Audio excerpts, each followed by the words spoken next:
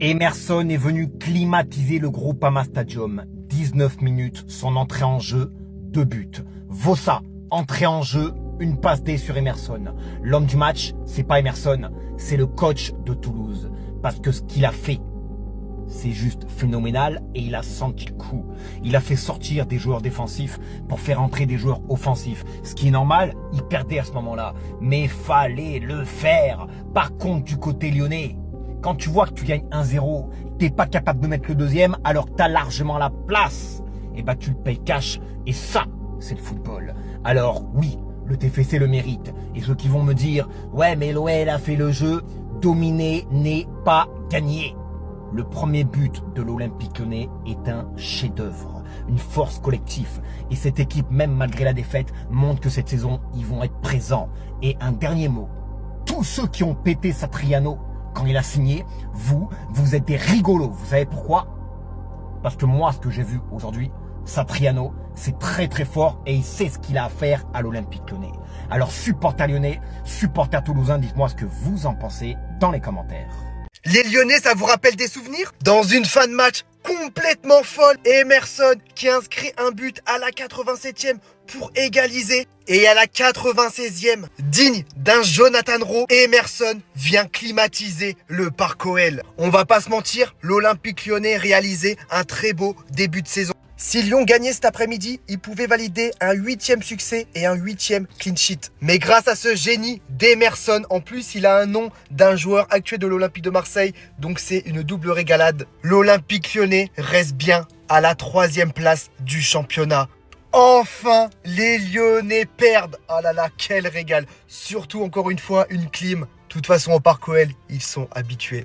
L'OM reste à la première place. En attendant le match de ce soir entre Lille et le Paris Saint-Germain, tout est possible dans ce match en sachant que Lille à domicile, on va pas se mentir, c'est super fort. Après le PSG reste le PSG, même si les Parisiens ont énormément d'absents ce soir encore. Donc Lille, il y a moyen de faire un résultat.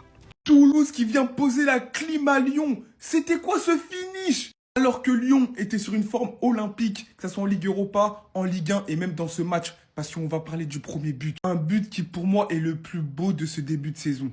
Un but pour moi qui est le plus beau depuis le début de cette saison. Collectivement, c'est un chef-d'œuvre. Un, une, deux, dédoublement de passes. On se rend disponible pour son coéquipier. Et c'est ce qu'a fait Lyon pendant cette première mi-temps. Et ils sont récompensés par ce but de Malik Fofana. C'était trop fort depuis le début du match. Il faisait une performance parfaite. T'es en patron, sur les côtés, ça va vite, des fusées. Mais en Ligue 1, il faut jamais faire ce qu'a fait Lyon. C'est-à-dire se relâcher, tomber dans un faux rythme. C'est ce qui s'est passé en deuxième période. Sur une action anodine menée par Emerson sur le côté, une frappe contrée par Clinton Mata, vous voyez le ballon, elle monte et lobe le gardien lyonnais et ça fait un partout. Alors qu'on se dit que c'est terminé, dernier corner. Dernier corner à la 89e minute. Alors qu'on a vu Tolisso essayer d'haranguer ses troupes parce qu'il sait que ce genre de ballons sont très importants, capital, parce que c'est mieux 1 point que 0 point. Il n'a pas été assez concentré. En tout cas, ses coéquipiers, tête d'Emerson, doublé. Et Lyon se fait coiffer sur le poteau et ça les empêche de prendre la tête de la Ligue 1. Et c'est vraiment dommage parce que pour le jeu pratiqué, Lyon c'est vraiment fort.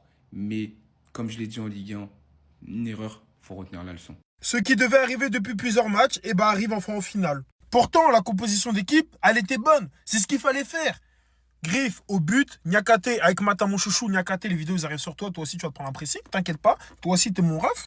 Là, les latéraux, ça bouge pas. Le milieu de terrain, le triangle des Bermudes, quand le ballon il rentre dedans, là, l'adversaire le voit plus. Tessman, Morton, Tolisso, Karabek, Fofana, logique. Satriano en pointe, logique. Mais j'ai pas vu le match parce que j'étais à l'église. Mais moi, je sais déjà la physionomie du match et je pense que lui, il en fait partie. Parce que je suis les matchs de l'Olympique Lyonnais. Certes, on gagne des matchs, victoire 1-0, des victoires compliquées ou des victoires, on fait une mi-temps sur deux. Mais souvent, la deuxième mi-temps, on refuse de jouer au foot. Ou dès qu'on marque, on refuse de jouer au foot. On se cache. On a des joueurs qui ont du mal à garder le même rythme du début à la fin. On a un coach qui fait des changements de peur, qui fait sortir des attaquants, qui met des défenseurs à la place. Plein de choses comme ça. Aujourd'hui, je ne sais pas si c'est le cas parce que j'ai pas vu le match, mais je sais déjà le scénario du match. Donc, je ne vais pas faire le mec à tout jeter à la poubelle, ouais, on est nul, etc. C'est faux. C'est normal qu'on a des lacunes. N'oubliez pas que de base, on était en Ligue 2. On a eu un mercato compliqué avec des joueurs qui sont arrivés en fin de mercato. Moi, je m'en fais pas pour l'Olympique de Lyonnais. Je m'en fais encore moins quand je sais que la première semaine d'octobre, on est égalité avec les premiers. Bon, même si Paris, c'est un match sur moi.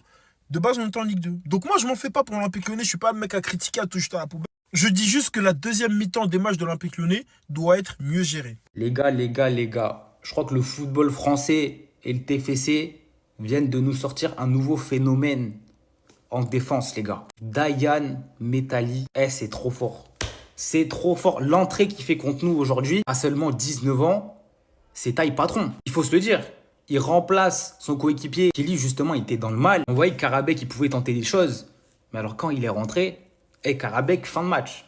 Fin de match, plus rien. Défensivement, c'est solide. C'est fort. Et en plus, à la base, c'est un défenseur central. Donc là, défensivement, rien à dire. Même offensivement, wesh.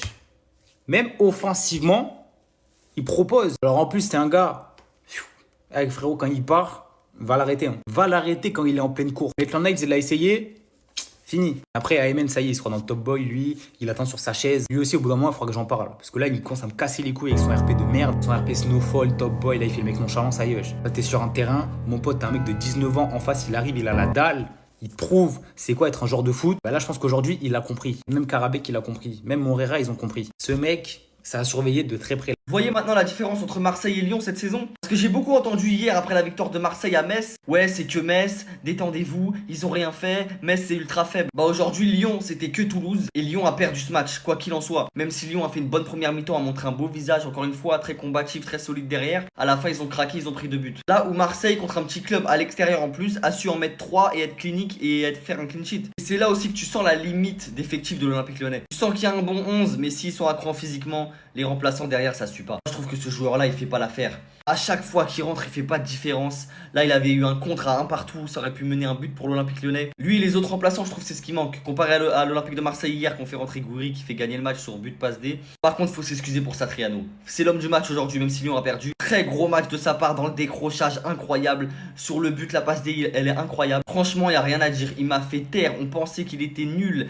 qu'il avait pas de stade, que c'était pas le neuf pour l'Olympique Lyonnais. Il nous a fait tous taire. Tout le monde l'a critiqué, il nous a fait taire. Aujourd'hui, c'est l'homme du match amplement. Il montre qu'il a vraiment énormément de qualité sur le terrain. Le harambol de Paulo Fonseca est toujours présent, les gars. Ça, c'est une réalité. Mais malgré cette défaite, on peut pas passer à côté de ce but parce qu'il y a certaines actions où, les gars, j'ai ressenti du tiki-taka. J'ai ressenti une ADN espagnole. J'ai ressenti du Pep Guardiola. Et notamment sur notre but. Et ça, c'est quand même quelque chose qui me donne de l'espoir. Parce que regardez d'où ça part.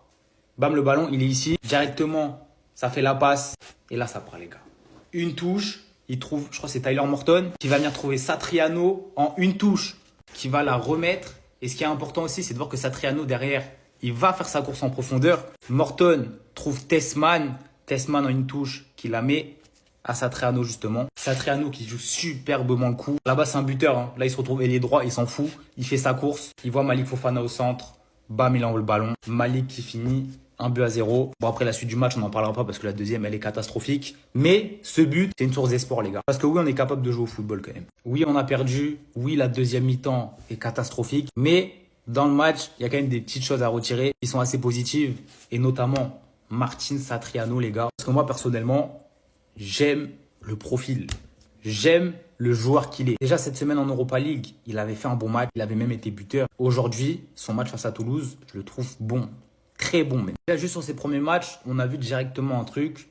C'est un Uruguayen, il a la grinta, les gars. C'est un mec, c'est un numéro 9, il va au charbon. C'est-à-dire qu'il participe au jeu. On peut le voir sur le premier but. Le mec se retrouve à droite. C'est un BU, hein. Il se retrouve à droite, il vient décrocher pour récupérer le ballon. Mais derrière, il fait la course. Dans la profondeur, Tessman, il lui met. Et après, il fait le centre pour Malik Fofana. Et ça finit au fond. Même à la fin du match, vers la 85e, on voit qu'il lâche un sprint sur 40 mètres qui donne une action dangereuse. Même si Malik ne reprend pas le ballon avec le défenseur, etc. Pour Martin Satriano, les gars, je vous dis, il faut être patient. Le mec, il revient d'une longue blessure. Ça fait longtemps qu'il n'avait pas joué. Et pour le moment, je trouve ça intéressant.